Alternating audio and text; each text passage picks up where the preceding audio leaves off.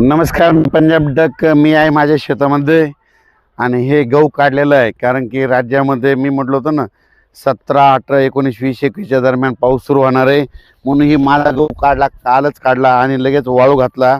आणि राज्यातल्या सर्व शेतकऱ्याला सांगू इच्छितो की ज्यांचा गहू पणाचा काढायचा असेल, हरभरा राहिला असेल, तर तुम्ही काय करा, आज 16 आणि उद्या 17, आणखीन 2 दिवस आहेत. ह्या 2 दिवसामध्ये काढून घ्या. कारण की राज्यामध्ये 18, 19, 20 आणि 21च्या 4 दिवसामध्ये चांगला पाऊस पडणार आहे. काही ठिकाणी वारं सुटणार आहे, काही ठिकाणी गारपीट देखील होणार आहे.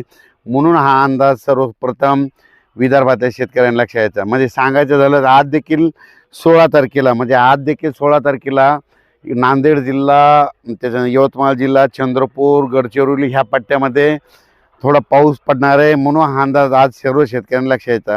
आज देखील महाराष्ट्रामध्ये बऱ्याच ठिकाणी रात्रीच्याला चांगलं आभाळ येऊन काही ठिकाणी थोडी थोडी सुरुवात झालेली दिसणार आहे. म्हणून हा अंदाज लक्षात यायचा. उद्या 17 तारखेला आणखीन बराच पावसामध्ये वाढ होणार आहे. पण 18, 19, 20, 21च्या दरम्यान राज्यात चांगला काही काही भाग बदलत वेगवेगळ्या भागात पावसाळ्यासारखा पाऊस पडणार आहे. म्हणून हा अंदाज लक्षात यायचा. ज्यांचा गहू काढणीस आलेला असेल तर तुम्ही गहू काढून घेऊ शकता, हरभरा काढून घेऊ शकता, मका उघड्या असली तर ती झाकून ठेवू शकता.